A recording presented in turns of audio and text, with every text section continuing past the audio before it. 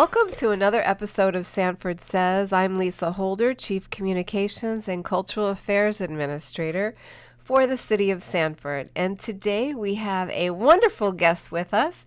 His name is Brady Lessard. He is actually a former mayor of the City of Sanford and a veteran, United States Army. And he is the Economic Development Director currently for the City of Sanford. Welcome, Brady. Well, good morning, Lisa. Thank you so much for having me. And so today's topic is going to be nothing but economic development. It is a major factor in any city, any county, any state, anything. So it's the basis, I think, the foundation of everything. That being said, Brady, can you, and I think this is your first time on the podcast. It is. So Brady's office, by the way, for those listening, is in economic development is in the city manager's office at City Hall on the second floor. So it is under the umbrella of the city manager's office along with communications. So let's get to what is, in general, for those that may not know, what is economic development? Well, that's a great question, Lisa, because I'm often asked that. And I guess economic development, to put it in its simplest form, as it relates to the city of Sanford, my department is charged with developing an environment, both external to City Hall and internal to City Hall, that allows for businesses, whether they're small businesses, sole proprietors, large businesses, which Sanford has many of as well, giving them an environment where they can grow. And by growing, they create not only opportunities for our residents and folks in our neighboring communities to make a living, but they also generate the taxable values and revenues that are required for building roads, providing police protection, fire protection, recreation programs, senior programs. I could go on and on. Mm-hmm. Bills need to be paid, and the way local governments pay bills, and to a lesser extent our federal government, but we won't go there. Our local governments pay those bills is by taxable values, assessed values that are used to generate revenues annually, in this case, for the city. Okay, and so the commercial businesses, the commercial industry brings more tax dollars, is that right? Or in a different manner than, because we have all this development here of residential homes, and things like that. Can you just touch on that? Yeah, sure. Let's talk about residential first. So residents are residential, right? Residents live in the homes, the apartments, and all forms of housing here in the city of Sanford. Our job as public servants is to keep that burden, that tax burden, as light on the residents as possible, okay? And the way you do that is by adding commercial, industrial, and in this case, our goal in my department is clean industrial, clean commercial, light impact industrial that creates those taxable values to balance and as such take some of that tax burden off of the residents and share it with our businesses, right? And over the years, just nationally, we've always argued about who should pay more, residents or businesses. My philosophy is that we share in that burden. Residents, let's say we're talking a single family home with 2 children, right? They generate needs for baseball fields, soccer fields, things of that nature, recreation. They tend to consume a little bit more on the public services, the public safety services, police and fire, than say a commercial warehouse that sits empty 12 hours a day, right? Or something of that nature. So what we've done here in Sanford, and what my job is to continue doing, is kind of share that burden. I wouldn't say equally, because as we move forward, I would like to see much more of that burden shouldered by the commercial side of things, because our residents, as everyone in this country is right now, are faced with some economic difficulties that have created a situation that I think the commercial side of things here in Sanford, and I know we're going to talk about it a little later, but we have the opportunity in Sanford that's quite frankly unique here in Seminole County and Central Florida at large. Yeah, and so that's a great explanation and description. I always learn things myself on these podcasts, Brady, but can I'd like to know, what was the terminology economic development, or what you're doing like 20 years ago? Or is it new, has it evolved in your industry and become something, or has it always been there but under a different name? Because it sounds like it. Yeah, so I'm needed. glad you used the word industry, because it is a unique component of local governments. And to answer your question, economic development as we currently know it today sprung out of the 70s, really. And it was a look at how governments do business, or at the time may have not been doing business. So to answer your first question, it sprung out of the 70s, and that's where we are. And a lot of things sprung out of the 70s, right? So we won't go there this morning. Good music, no. Yeah. But the fact that you use the word industry in it, I would use the word business. I would use the word industry as you did. But it's so important that government always has an ear to the needs of the business community. Because if we do not, that balance I was talking about earlier becomes more difficult to achieve. Okay. All right. So let's drill down to Sanford specifically. So what's going on here? Where do we want to be under your leadership here, Brady? And like some background, like why Sanford? So I would start with this. You said under my leadership. Yes, I lead the economic development department, but more importantly, I think, is I follow the business community and the residential community in hearing their needs. And I want to make sure that those are reflected across the board here in Sanford, in the tax policy perspective, the permitting policy perspectives, a number of perspectives. So yes, I lead the department, but I also, part of that charge is to follow the needs of the business and residential community. Okay, and so speaking of our business and in our community, Sanford is a myriad of different types of industry here, correct? That makes us so wonderful, including an airport, of course, Yeah. a mall, and all of that. So where do we want to be? Like where do you see that? Okay, well, let's take those individually. So the airport. Sanford is blessed with an airport that obviously has roots in naval aviation, which I have an absolute passion for. My dad flew attack fighters back to the 70s and 80s. So let's talk about our airport. Our airport has over 2,000 acres, much of which is unused currently. Mm-hmm. So it's a prime opportunity for bringing in that clean industrial workforce type product that we mentioned earlier. On the passenger side of things, I remember you mentioned I was mayor. I also had hair when I was mayor. So, but you look at our passenger traffic. When I was first elected, there were 30,000, 40,000 passengers coming into the Sanford Airport a year. This year will welcome 3 million. So you put that in perspective, it's a tremendous, tremendous opportunity for economic growth, but also sustainability. Right. I think that one of the criticisms or questions I'll hear out in speaking engagements and out in the public is, well, I know Allegiant flies out of there. Why don't we have other airlines? Mm-hmm. I can tell you we have a Sanford Airport Authority board, which the mayor sits on, and new leadership at the airport that is really, really trying to add to that inventory of airlines. Now, that said, I love Allegiant. I fly Allegiant as often as possible. Getting in and out of Sanford Airport is a breeze, right? Well, there is an airline called the Breeze, but Sanford's airport is phenomenally convenient. It is. Simpler, faster, better. Mm-hmm. SFB, right? That's the call sign for our airport. So our airport is going to continue to grow in a tremendous way. We've got both air partners and industrial partners that what is going on out there is so difficult to put in this podcast. But I will say this, anyone that's listening that would like to hear more, please reach out to me. Right, or go to their website or our city's website, sanfordfl.gov. Yep. But and I know the airport has their own Facebook page too. They're on social media. Yes, and you mentioned industry. Yes. So let's go through where we are. I'll tell you, there's a very interesting expansion that is coming online. Wayne Dench, which is a distributor here of beverages, and not just alcoholic beverages.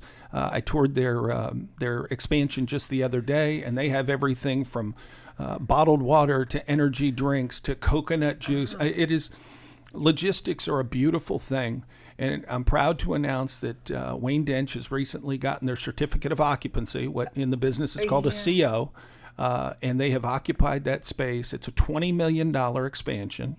And again, back to our conversation of the burden of the tax burden, you look at a company like Wayne Dench. No one lives there that needs soccer fields, baseball fields, all of the things we mentioned.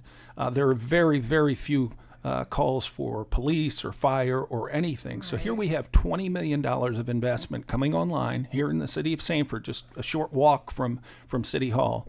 And they will be a very, very large contributor on the tax base front, but more importantly to me is on the workforce front. There are phenomenal jobs available. Right. See, that's another thing too about economic development is that it creates it creates people's income and jobs and things like that. Absolutely. It's wide reaching. And so, not to mention, by the way, that building is incredible. Everybody, if you're on 46 going towards I-4, yes. Right, it's on the right, and right after the Sunrail station. And I'm glad you brought that up, Lisa. The contractor that did that job is a group called ARCO, A-R-C-O. They're out of St. Louis, Missouri.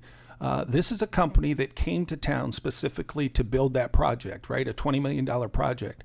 They are now looking at a project out by the airport that will be another $20 million project. And I just met with a metal fabricating company that is looking to engage them for their project, which will be about a $10 million project. So business sparks business, and what that energy and that synergy is creating is phenomenal here in Sanford. Right, and so you say business sparks business. We have to attract business here in the city of Sanford. So they just don't like close their eyes, these business people, and point their finger on a map and say, "Oh, let's go to Sanford and build a business." There's a lot of factors that go into that, right? Yes, there are, and I will tell you this, Lisa. Philosophically, I am not as much of an incentive guy or economic development person. I think Sanford has so much to sell in and of itself that tax breaks and things of that nature, while they may play a small role in certain projects, we don't have to give up Sanford to get people to come to Sanford. Sanford is at the epicenter of Florida, for gosh sakes, in my opinion, the greatest state in the union. Yeah. But that's important because when people hear economic development, sometimes their first question is, well, what can I get from government? What can I get from government? Well, you can have the right to be part of this wonderful community that we have. So that's an important, philosophical viewpoint that my department has and shares with many others, but we're not as much an incentive-based attractor. Right, but I mean that's what I'm saying. Not about the tax base or anything like that or incentive, but there's so much here to offer, a business to come here. The people, the community, the sense of community, and all of the other things that would attract a business, I think, to bring a whole new. I'll share with you a quick story, and I know you want to get to the mall, but I'll share with you a quick story. I'm working with a group right now that this is an initial investment of between $50 and $80 million. Meeting with their executives. These are a couple of folks from overseas and their local contingent. Do you know what they wanted to see? They wanted to see recreation opportunities.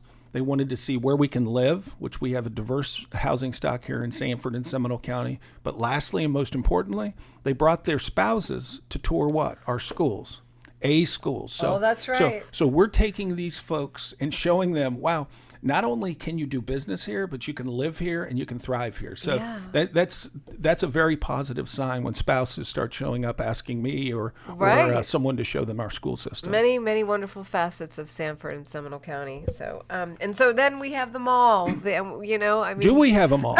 We think back, right, to the heydays of malls. Yeah. Let's talk about the heydays of our mall because I was here for that. And watching that mall decline for many, many years. I mean, well, let's celebrate the heyday first. Seminole Town Center Mall was a destination for people from all over the region. This was one of the Simon Properties that originally developed this mall. It was beautiful. It was fantastic. Skateboarding, the movie Valley Girl, Yeah. And I'm being a little facetious there, but you talk about the heyday of that mall. Think of how many jobs were in that mall. Think of how much commerce was occurring, right? People buying and selling goods, creates sales tax, creates that synergy I was talking about. Well, malls nationally suffered very, very deeply, not just by online purchasing. Like, everyone wants to blame Amazon or COVID for everything, right? But that wasn't it. It was suburbs started growing, power centers started coming up. Centers started being, in my private life, clients like Walmart, clients like Target, they started developing their own mini malls, right? So they pulled away from the regional malls. Yeah. One of the primary challenges I saw when I first took this job, and I've only been here about a year, right, was Seminole Town Center Mall. So this was a mall that at one point sold for $50 million. I can tell you that one of my first tasks was, let's find a buyer for the mall.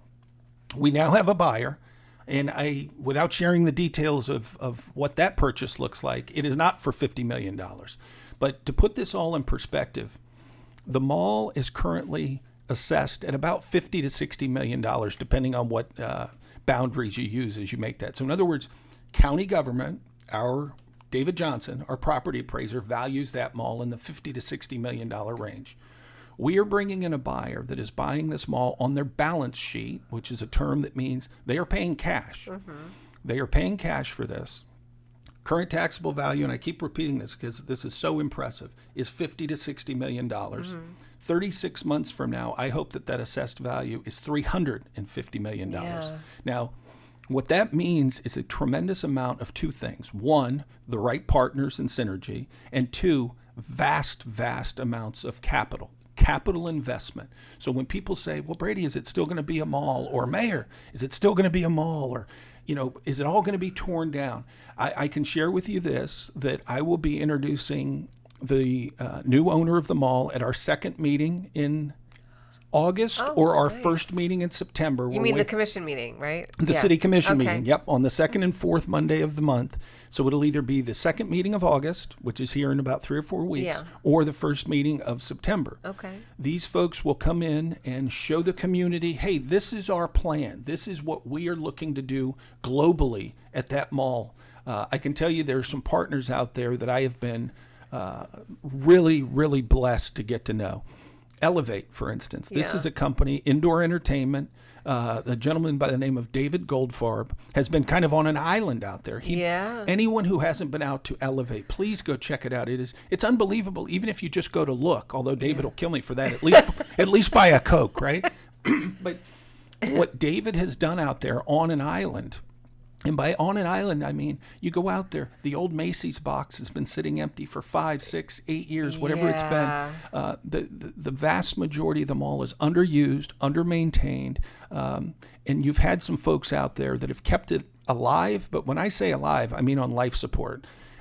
This new influx by this group that is purchasing the mall will be amazing. And I don't use that word lightly. It will be an absolute boom for not just Sanford, not just Seminole County, but we will be kind of the millennia of North Orlando. And the Millennium Mall of North Orlando. Correct. Yeah.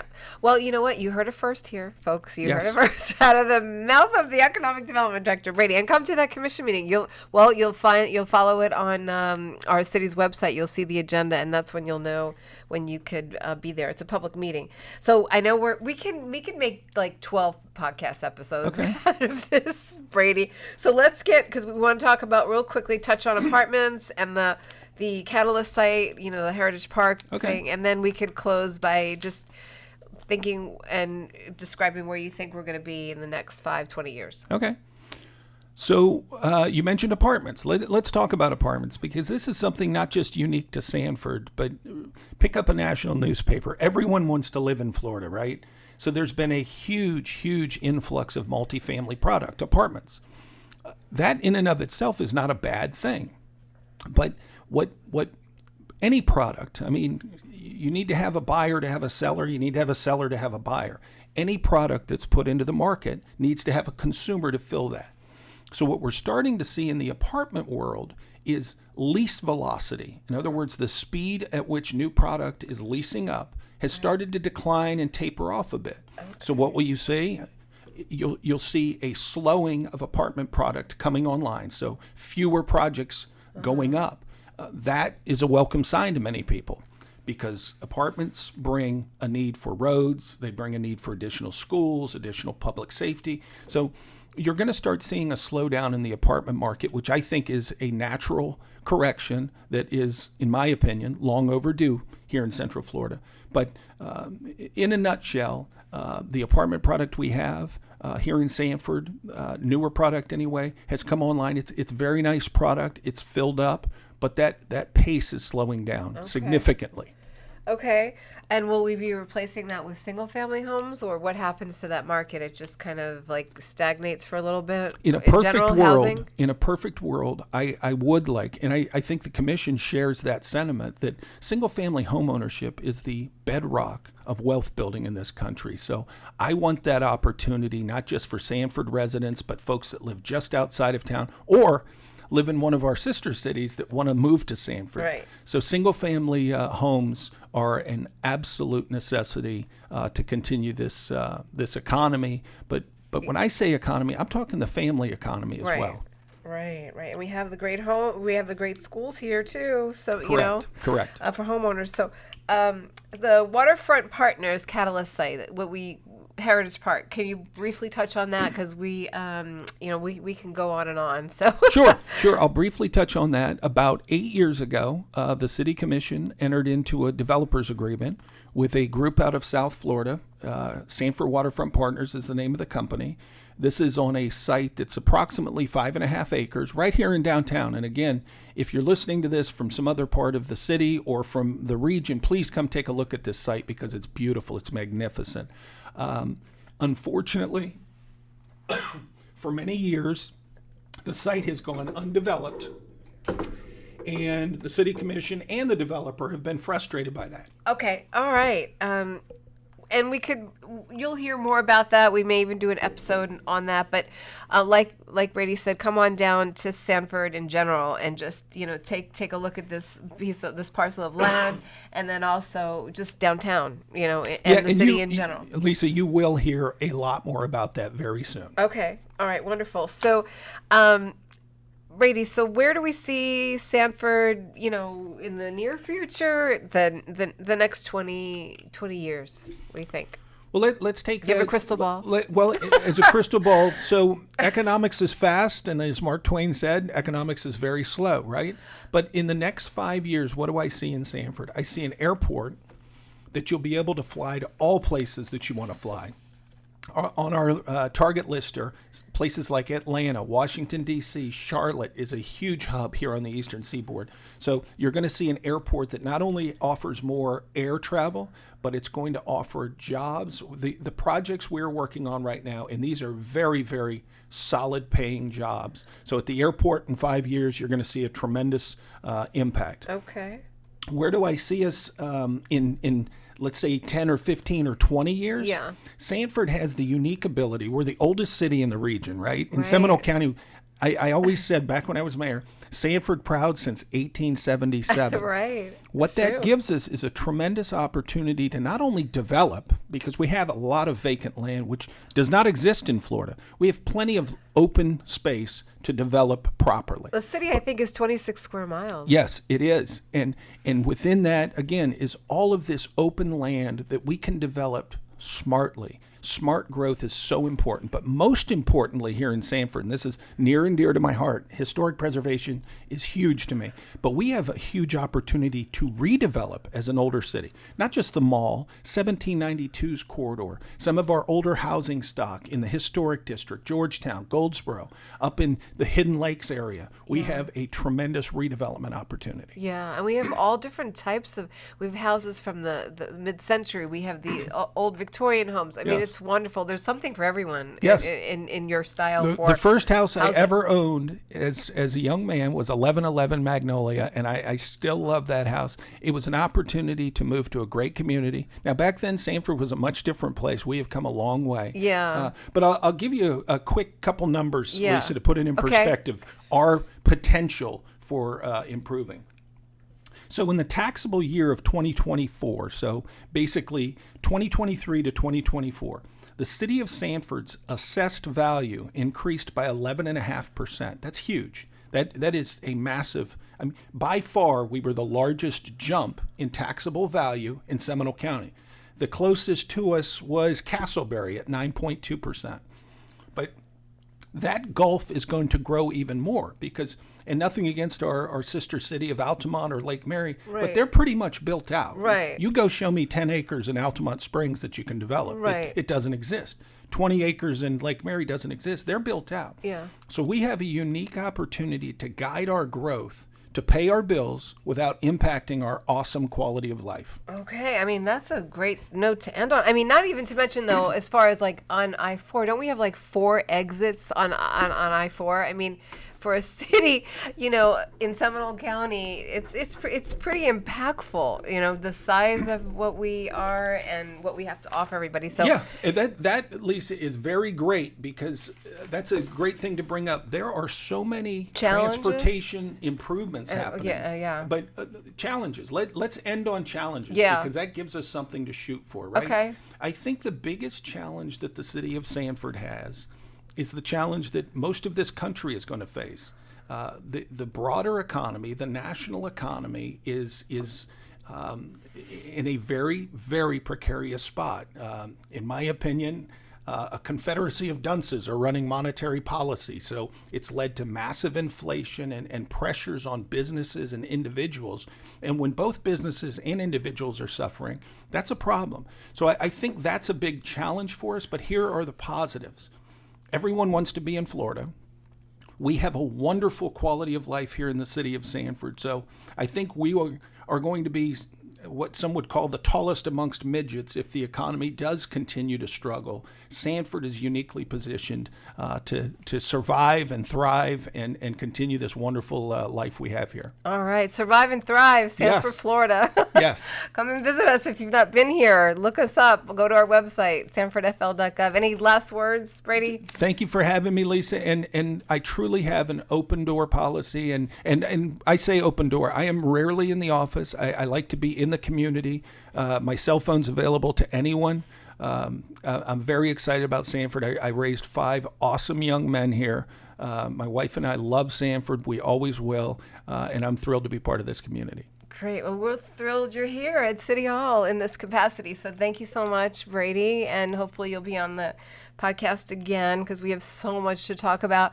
Thank you. For Thank your you, Lisa. time and effort. Thank you. This is Lisa Holder, Chief Communications and Cultural Affairs Administrator for the City of Sanford. Thank you for listening to this episode of Sanford Says, and you could find this podcast wherever you subscribe to your favorite podcast and on the city website at sanfordfl.gov and all of our social media, Facebook, Instagram, Twitter. We're out there. So stay tuned, stay connected to the City of Sanford. We've got a lot of great information for you directly from the source. Thank you again and have a great day now. Bye-bye.